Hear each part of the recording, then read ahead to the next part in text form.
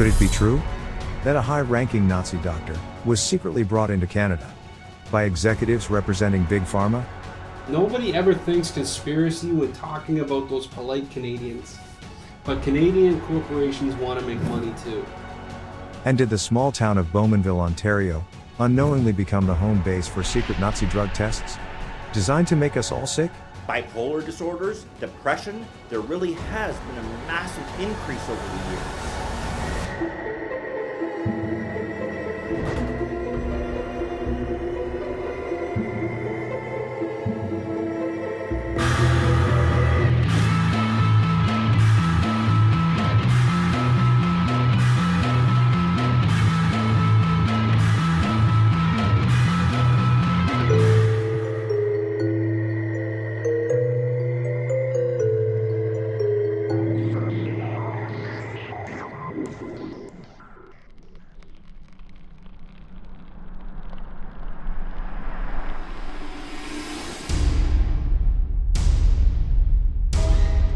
Bowmanville, Ontario, 1941. On the outskirts of this small town located near Toronto, a former boys' school is repurposed to house an influx of soon-to-arrive Nazi prisoners. In just 7 short months, barbed wire fences, guard towers, and even a couple of barracks have been completed, just in time for the arriving POWs. A lot of work was done in 7 short months. By the time it opened, Camp 30 was surrounded by wire fences, and even had 9 guard towers, but the toughest work was removing the old trees meant to beautify the property so the guards could see the entire prison. So we don't normally think of a Nazi prisoners being held in a Canadian internment camp. And yet, within its first month, Camp 30 housed over 500 German soldiers, brought into Canada from the United Kingdom. It's not a place you would hear about every day unless you happen to live in or around the Bowmanville area. Then again, we don't normally hear about German internment camps at all. But as far as POW facilities go, Camp 30 was considered a vacation spot, and for good reason. Complete with an indoor pool, good meals, a theater facility, and paid work for the inmates. Things were pretty good for the many German soldiers who were imprisoned at Camp 30. For many, daily life was more comfortable in Bowmanville than it was back home, even before the war. But many believe that Camp 30 was not entirely what it seemed. And although obscure, there is one horrific story that some people would love to see completely erased from history. A story that over 75 years later may yet to have completely run its course. Aribert Heim has just been stationed at the Ebensee concentration camp and quickly earns himself a new name: Dr. Death. It's really hard not to compare Aribert Heim with the Angel of Death, Joseph Mengele. Some would even argue that his crimes were far more horrific, truly the stuff of nightmares. But what makes Heim's story even more chilling is that he never faced justice. The man they call Dr. Death went on to live his life until he died from cancer in 1992. That's the official story. After leaving the concentration camp, Aribert Heim served as an SS doctor in Finland. But again, his posting was short-lived. Many speculate that his love of torture was the reason he couldn't sustain a long-term position. It was on March 15, 1945, that Dr. Death was finally captured by US soldiers, but his story was far from over. It's commonly believed that Heim was only briefly detained in 1945. After he was released, he worked as an Austrian doctor until vanishing in 1962. That he received a call, a warning that the police were waiting to arrest him, and he quickly went into hiding. It's said Heim finally settled in Egypt and lived out the rest of his life until dying in 1992, never having been brought to justice for his crimes. Proof of Heim's life and death after the war have always been sporadic at best, but there's also another, less common theory with about the same amount of facts backing it, perhaps even more. It begins with Heim's reported release by the US in 1945, but in this version of the story, that never happened. Instead, some say, Heim was taken to Canada, where began his new life, starting at Camp 30. Was Aribert Heim's release in 1945 nothing more than a fiction? Designed to secretly evacuate the Nazi doctor? If so, to what end? It is known that similar operations did indeed take place, and this story sounds strangely familiar to many. Probably the most famous of the secret government recruitment programs was Operation Paperclip. The goal was to populate the US scientific community with the best and brightest from the Nazi regime. This program was not only approved by then President Truman, but also expanded upon to include the families of the Nazi recruits. It didn't matter what crimes these recruits had committed, they were wanted for their minds. All past mistakes were forgiven. The story of Aribert Heim's recruitment and position at Camp 30 at first seems more likely than not. But there's another element to this story that leaves many people in doubt. Officially, Heim had migrated to Egypt and was even able to purchase property, including a partial share of the Karnak Hotel, where he lived. Heim's son, Rudiger, claims to have met his father on more than a few occasions, and that Aribert had finally died in 1992, just after the Summer Olympics. However, many people believe that Rudiger's claims contain far too many inconsistencies. Times and locations taken from Rudiger's testimony just don't fit with the official timeline, making Aribert's unofficial Canadian imprisonment all the more plausible. Aribert Heim's escape from justice and eventual death in 92. It's a great way to hide the truth and say he escaped justice, which is a horrible thing to admit, adds credibility to the official story. If Rudiger did meet up with a man claiming to be his father, how would he know it was actually him? The last time Rudiger had seen his father, he was 6 years old. Physical appearances changed quite a bit in that amount of time. Plus, memories of a 6-year-old can't always be trusted. Who's to say it was actually his father he met? Many believe that Rudiger Heim invented stories of the meetings with his father in order to have Aribert officially declared dead and a death certificate issued. A large inheritance from members of the Heim family is cited as the main reason for Rudiger's stories. An inheritance that could only be divvied up once the Nazi doctor was confirmed deceased. March 1945. Aribert Heim is captured by US soldiers and many believe secretly transported to the Canadian POW location, Camp 30. Shortly after, it's widely circulated that Heim has been released. But many believe he's been secretly recruited in much the same way as the participants of Operation Paperclip. And this is where the story gets interesting, because many state that it wasn't the government. It wasn't the government who was interested in Aribert Heim. It was, in fact, the very people we assume are there to keep us safe. World War II, like it or not, saw huge advancements, not only in physical technology, but also chemical. And this huge amount of pharmaceutical and chemical research continued well beyond the war. It wasn't just German rocket scientists who were in high demand by big companies, and Aribert Heim was considered a valuable mine to many pharmaceutical corporations, big and small. Although the Geneva Protocols officially banned chemical weapons, many scientists continued their work with chemicals and pharmaceuticals, stating that their research was not weapon-oriented, and instead was to better modern medicine. Some state that despite their attempts at maintaining sparkling images, some of the biggest names in medicine today poached and protected many Nazi doctors and researchers, all in the name of medical research, but not necessarily humane research. Some believe that many medical experiments that were started during the war were continued for decades under the radar. Is it possible that Aribert Heim's official life, post-1945, was nothing but a ruse, benefiting some of the biggest names in pharmaceuticals? Could it really be true that a senior Nazi fugitive was being hidden away in Canada? If so, why? What work was important enough to keep him shielded from justice?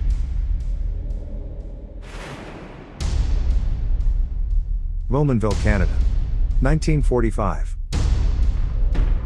The Second World War is about to end, and the Allied government has begun secretly recruiting Nazi scientists and those considered of importance under the code name Operation Overcast, which was later renamed Operation Paperclip. It's crazy to think that knowledge obtained through wartime experiments would only be of interest to world governments. Nobody ever thinks conspiracy when talking about those polite Canadians. But Canadian corporations want to make money too. At some point, someone thought that Camp 30 would be the perfect place to conduct pharmaceutical experiments. But just what were the experiments said to have been conducted at the Canadian POW camp? And what was the goal? There are those who state that some of the major projects taken on at Camp 30 delved into bipolar disorders and states of depression. There was some pretty scary stuff happening at old Camp 30. Human experimentation on a scale near or equal to what happened at concentration camps, and this was being done in Canada for potential future profits. Most official reports and witness accounts state that Bowmanville's Camp 30 boasted an environment closer to that of a vacation resort over a Nazi internment prison. But if that's the case, why were there so many German prisoners who attempted to escape?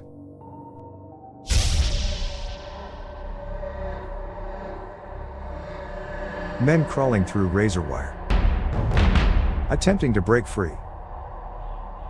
An elaborate attempt to escape using a laundry truck.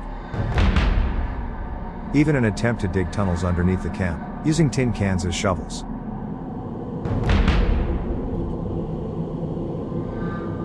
These are not the actions of men who are happy in their environment. These are the actions of men who are scared. The actions of men who are scared for their lives. It's really not hard to imagine.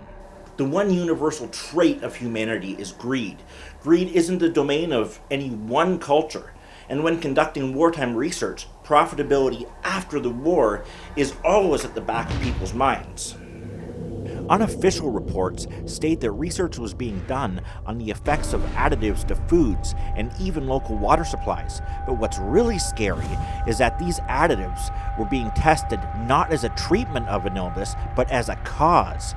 Believers in the Camp 30 theory tell of pharmaceutical additives meant to cause various mental illnesses within designated communities, including moderate to severe depression. Why would they want to do this?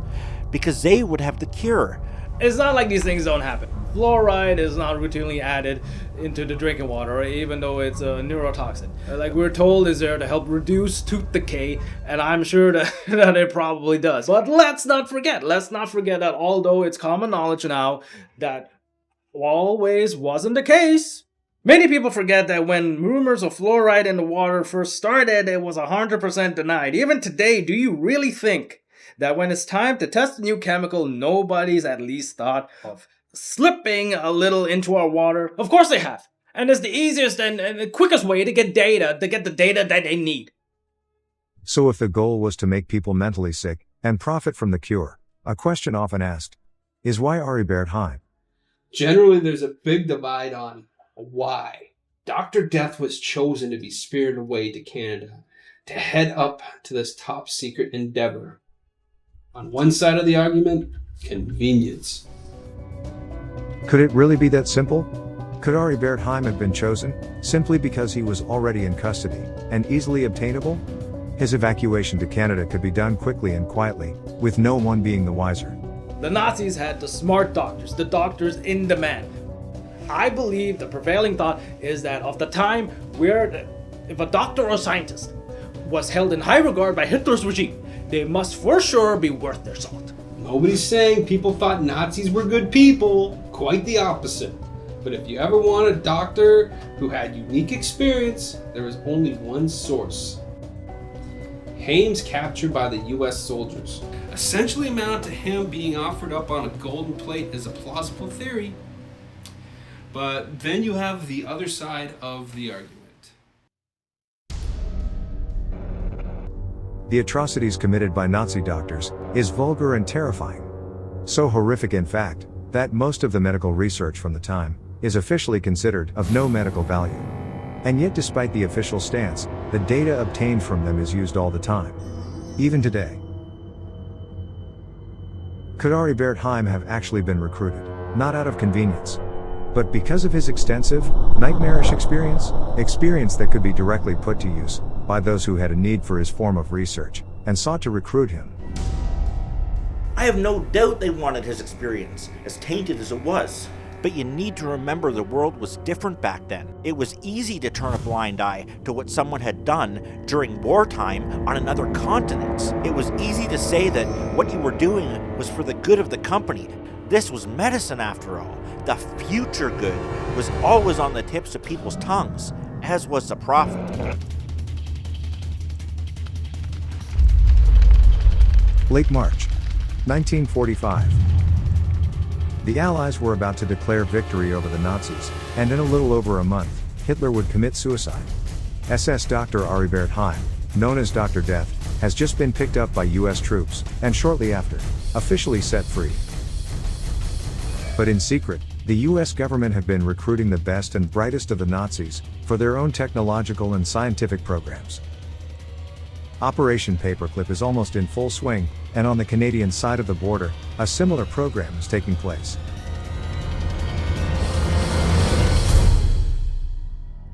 According to anonymous witnesses, there are many who believe that Dr. Death was never actually released by US troops, and was instead ferried to Camp 30, a Nazi POW prison in Bowmanville, Ontario.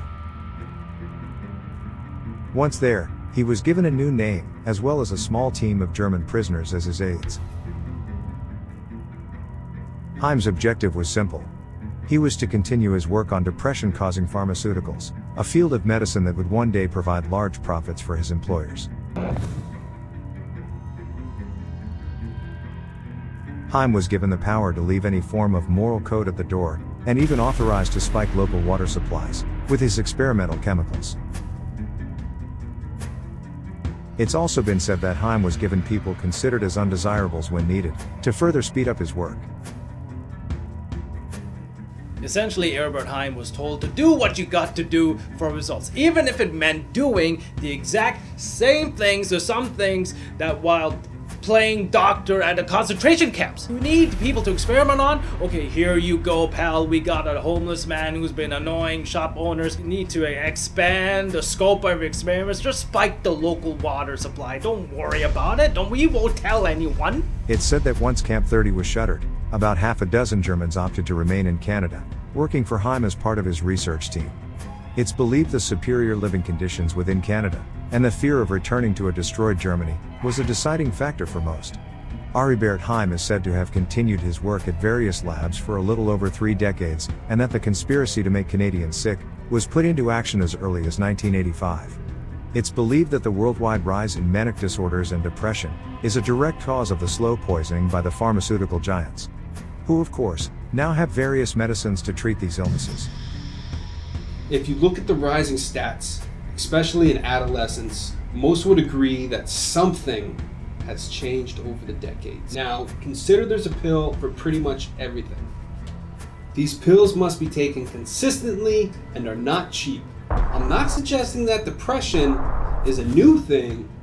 Could it be true that the big drug companies we've come to rely on are themselves the main cause of the problem? Could the decisions made by past executives be directly linked to the rise of depression-related illnesses? And could a Canadian version of Operation Paperclip have really existed? We know the program existed, not just in the US. Many other countries as well. So, why not Canada? Why would Canada be any different? They needed a monster at the helm. They needed someone who was morally and ethically bankrupt. Doing the research, who better than a former SS officer? You tell me! There are others who believe the decision to recruit Aribert Heim was not just relating to his previous experience, but also to ensure that if needed, the perfect scapegoat was readily available.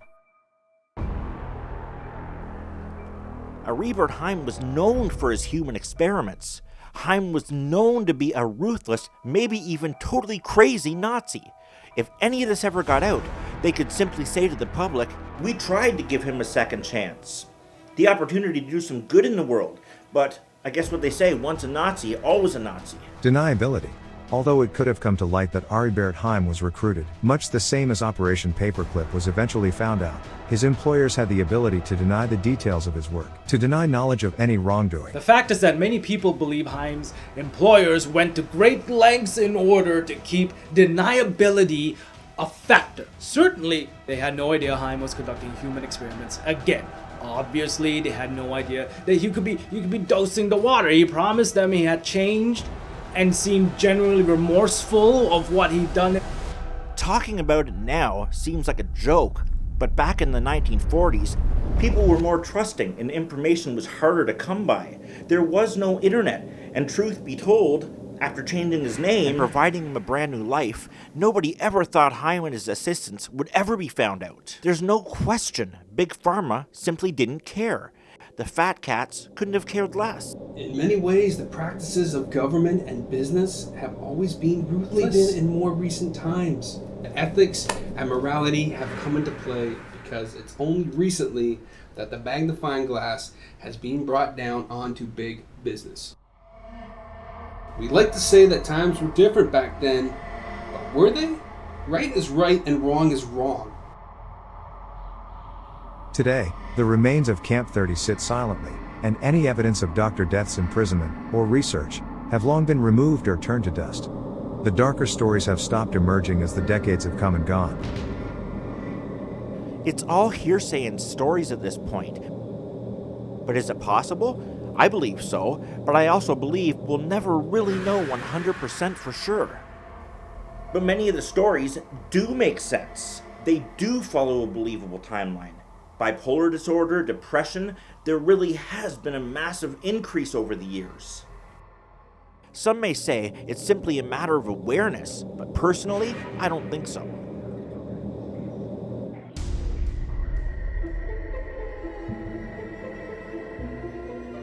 Is it really possible that we've all been drinking spiked water for years? And could this secret program have evolved and been expanded to include the dousing of the very foods we eat as well? We may never know for sure. And this entire theory may be just that. A theory. But the next time you reach for a glass of water, ask yourself this. Have you been prescribed any form of antidepressant lately?